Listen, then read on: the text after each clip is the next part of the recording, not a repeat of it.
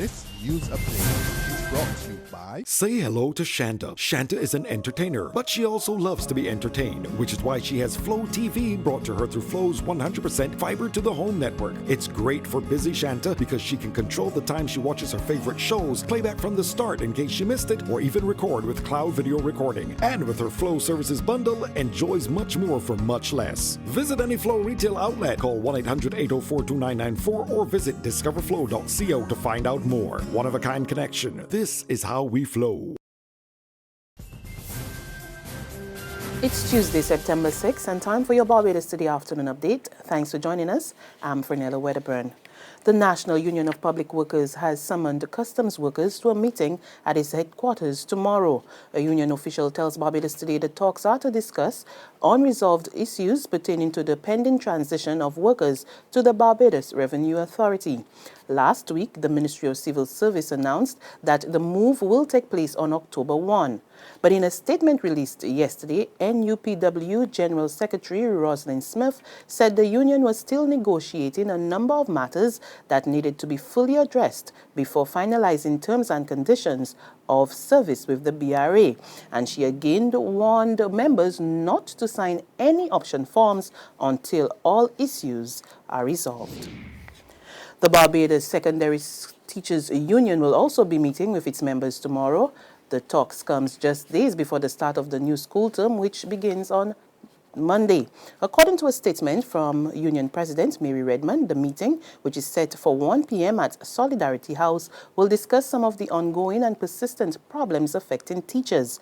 Among them are teacher appointments, violence in schools, the docking of teachers' pay for attending union meetings, as well as safety and health issues. Redmond claimed that these issues are not getting the level of attention and importance it deserves from the Ministry of Education, and that the BSTU will have to do what is necessary to change that approach. In other news this Tuesday, a senior police officer makes it clear that the recreational use of marijuana is illegal in the country, and anyone found in possession of the substance will be prosecuted. Crime Prevention Officer Acting Inspector Stephen Griffiths sounded the warning as he addressed the American University of Barbados orientation ceremony yesterday, where he also gave students crime prevention tips. We have no facility in Barbados for medicinal marijuana or any medicinal drug other than is issued by the doctor. I want to get it clear. So the maximum penalty for illegal drugs in Barbados is only 25 years in prison. And it has nothing to do with quantity. The quantity or the amount of the 25 you get will rest strictly at the hands of the magistrate or judge. So please do not believe that because it has been legalized anywhere else in the world, that it's a free-for-all in Barbados. You will be put in prison if you're caught with a leaf. We are very strict on that. Tourism officials of Grenada are in Barbados on a major This Is the Life promotion to cement relations between the two destinations in an effort to boost visitor arrivals from Barbados. Chief Executive Officer of the Grenada Tourism Authority, Rudy Grant, says officials from St. George's will be meeting with travel agents here as the first step to increasing travel between the two nations. We are in Barbados because Barbados is an important source market. Within the Caribbean region, between the period January and July, we have seen an increase of 10% in our visitor arrival numbers. 53% of our visitors come from Trinidad and Tobago, that is within the region, and a further 13% come from Barbados. And the reality is that in the last 2 years we have engaged in a destination promotion in Trinidad. And we've done very little here in Barbados to stimulate the growth of this important source market. There's regional and international news after this short break. Read all about it, read all about it. Get your paper. Only $2.25. Let's get your paper. You again with that stale news from yesterday? I got the Barbados today app on my phone, and I just get my news for free. What do she? Barbados Today. News you can trust. Secure your future, be financially strong. Since 1983, we have been there for you. A smart range of products, great tax benefits.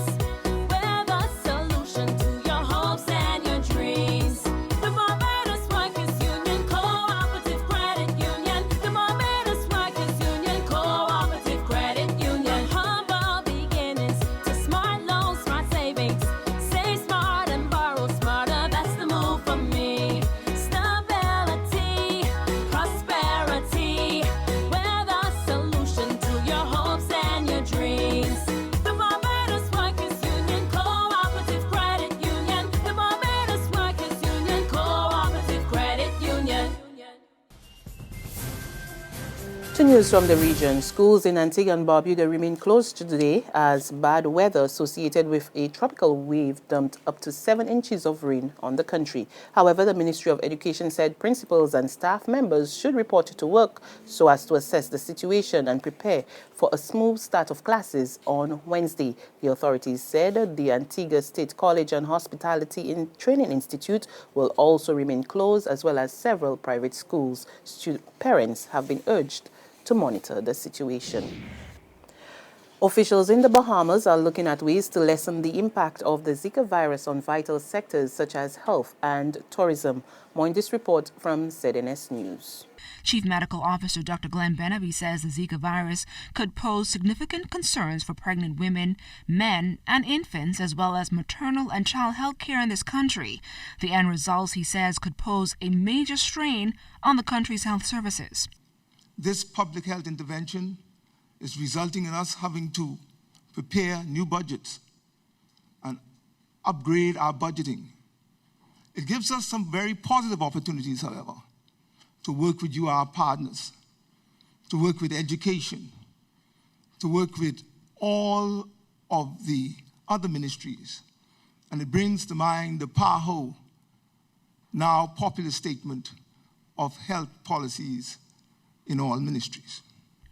Director of Tourism Joy Jibalu says many countries around the region are experiencing Zika outbreaks. She is hoping for a united effort to fight the disease before it affects our tourism product. It is still too early to tell if the few recorded cases of Zika in New Providence has had or will have any impact on travel bookings to the Bahamas. This is something, though, that we at the Ministry of Tourism are monitoring very, very closely. And finally, flights at London City Airport were disrupted after protesters gained access to the runway. The Met Police said it was called in to the site after 9 protesters erected a tripod and locked themselves together on the runway.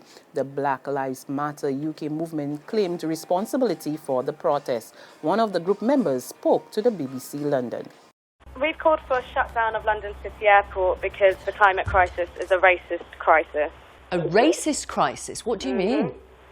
So basically, from Newham to New Orleans, time and again, we see the environmental costs of the aviation industry hitting working class communities of colour first and hardest. And our aviation industry is accounting for 13% of carbon emissions in this country. Black people in the UK are 28% more likely to be exposed to air pollution than their white counterparts as well.